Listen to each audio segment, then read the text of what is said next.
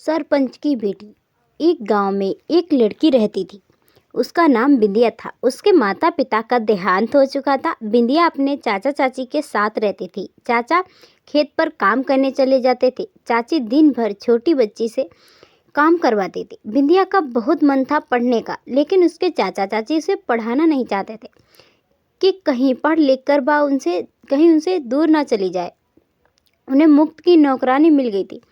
एक दिन बिंदिया घर का काम निपटाकर घर के बाहर खेलते बच्चों को देख रही थी। तभी बच्चे उसे साथ में खेलने के लिए बोलने लगे। बिंदिया, नहीं, मेरी चाची मुझे बहुत मारेंगी। अभी वो सो रही हैं, इसीलिए मैं यहाँ बैठी हूँ। बिंदिया उदास बैठी थी। तभी गांव के सरपंच की पत्नी राधा वहां से गुजरी। राधा बिंदिया के माता पिता को अच्छी से जानती थी। राधा, बेटी इतनी उदास क्यों बैठी हो? क्या बात है? तबीयत ठीक नहीं है क्या? बिंदिया, नहीं चाची, सब ठीक है। आप जाओ, अगर चाची ने आपसे बात करते देख लिया तो बहुत मारेंगे। राधा, बेटी मैं किसी से नहीं डरती, तू चिंता मत कर। बता क्या बात है? बिंदिया राधा चाची को सारी बात बता देती है। अगले दिन गांव में पंचायत बैठती है और बिंदिया के परिवार को बुलाया जाता है। सरपंच, क्यों रे बद्री, तुझे और तेरी बीवी को शर्म नहीं आती इस छोटी सी अनाथ बच्चे पर जुल्म करते हुए? बद्री, नहीं सरपंच जी, आपको किसी ने गलत खबर दी है। हम तो इसे बहुत प्यार से पालते हैं। सरपंच, झूठ बोला तो गांव से तेरा हुक्का पानी बंद करवा दूंगा। तूने इसे अभी तक स्कूल क्यों नहीं भेजा और तू इसे बच्चों के साथ खेलने भी नहीं देता? बद्री, मालिक, इसका ही मन पढ़ाई में नहीं लगता। सरपंच, झूठ बोल रहा है। आज से पंचायत फैसला करती है कि इसे पूरे गांव में कोई भी सहारा नहीं देगा, कोई इसे सामान नहीं बेचेगा। कोई भी इनके परिवार से मतलब रखेगा तो उसका भी हुक्का पानी बंद समझो। गांव वाला, वो तो ठीक है, लेकिन अब इस बच्ची का क्या होगा? ये तो और जुल्म करेगा इस पर। सरपंच, हमने फैसला किया है कि इसे अपनी पत्नी राधा पालेगी। मेरी पत्नी राधा पालेगी, यह हमारे घर में रहेगी और स्कूल जाएगी।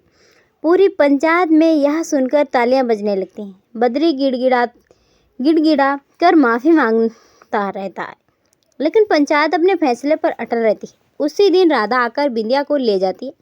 बिंदिया के घर में आने से सरपंच के घर में रौनक आ जाती है। दरअसल राधा के कोई संतान नहीं थी। बिंदिया को बेटी के रूप में पाकर राधा बहुत खुश होती है। कुछ ही दिनों में बिंदिया स्कूल जाने लगती है। वहाँ मन लगाकर पढ़ाई करने लगती है। इधर बिंदिया के चाचा चाची को गांव छोड़ना पड़ता है। वे दोनों शहर में जाकर मजदूरी करने लगते हैं। धीरे धीरे समय बीत जाता है।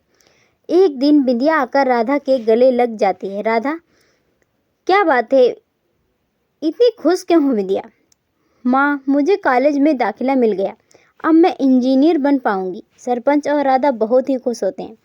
कुछ ही दिनों में बिंदिया शहर पहुंच जाती है। वहाँ वह मन लगाकर पढ़ाई करने लगती है। पढ़ाई पूरी होने पर उसे डिग्री मिल जाती है। कुछ ही दिनों में उसे एक कंपनी में नौकरी मिल जाती है। राधा को एक बिल्डिंग बनाने का प्रोजेक्ट मिलता है। एक दिन बिंदिया बिल्डिंग की साइट पर देखभाल कर रही थी। तभी पीछे से किसी ने उसे पुकारा। औरत, मैडम, मेरे पति बीमार रहते हैं, उनकी देखभाल के लिए मैंने एक दिन की छुट्टी ली थी। यहाँ मेरी जगह किसी और को रख लिया, हम भूखे मर जाएंगे। मैं आगे से छुट्टी नहीं करूँगी। बिंदिया पलट कर देखती है तो वह बूढ़ी औरत को पहचान जाती है। यह उसकी चाची थी। उसी समय चाची बिंदिया के पैरों पर गिर पड़ जाती है। मालकिन, मुझे काम से मत निकालो, मेरा पति भी मर जाएगा, हम भूखे मर जाएंगे। बिंदिया इन्हें उठाती है। बिंदिया, कहाँ है तुम्हारे पति? मुझे उनके पास ले चलो। चाची बिंदिया को लेकर पास में ही बने एक झोपड़े में ले जाती हैं। बिंदिया, क्या हुआ इन्हें? चाची, अरे उठो, देखो, इंजीनियर साहिबा आई हैं, बहुत अच्छी हैं मालकिन। मजदूरी करते करते बहुत सी मिट्टी इनके फेफड़े में चली गई, जिससे इनके फेफड़े खराब हो गए। चाचा, अरे ये क्यों नहीं कहती, हमारे कर्मों की सज़ा मिल रही है। हमने एक अनाथ छोटी सी बच्ची जो मेरी बड़े भाई की आखिरी निशानी थी। उस पर बहुत जुल्म किए, उसी की सज़ा हमें मिल रही है। गांव, खेत, मकान सब छूट गया, अब तो बस मौत का इंतजार है। यह कहकर दोनों रोने लगे। बिंदिया, चाचा जी आपने मुझे पहचाना नहीं, मैं वही छोटी सी बच्ची बिंदिया हूँ। चलो मैं आपका इलाज करवाऊंगी। आज से आप मेरे साथ मेरे घर में रहेंगे। चाचा, बेटी तू बड़े दिल वाली है, तूने हमें माफ़ कर लिए, लेकिन हम इस लायक नहीं, हमें हमारे हाल पर छोड़ दे। चाची, बेटी हम किस मुंह से तेरे साथ चले? जब तुझे हमारी ज़रूरत थी तब हमने तुझ पर जुल्म किए। बिंदिया, चाची अगर आप सब नहीं होते तो शायद आज मैं इंजीनियर ना बन पाती। जो होता है अच्छे के लिए होता है। बिंदिया उन्हें अपने घर ले गई, चाचा का इलाज कराया। फिर एक दिन दोनों को लेकर बिंदिया गांव पहुंची। सरपंच, अरे बद्री बेटी, ये तुझे कहाँ मिल गया? बिंदिया, पिताजी ये बहुत बुरे हालात में थे, बहुत बीमार थे, अब ठीक हैं। इन्हें इस गांव में रहने दीजिए, इनका सारा खर्च मैं उठाऊंगी। राधा, देखा बद्री, जिस बेटी की तुमने कभी कद्र नहीं की वह तुम्हारे बुढ़ापे का सहारा बन गई।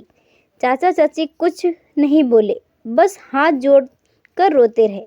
दोस्तों वीडियो पसंद आई हो तो लाइक और शेयर कीजिएगा। चैनल पर नए हो तो मेरे चैनल को सब्सक्राइब कर लें। Thanks for watching.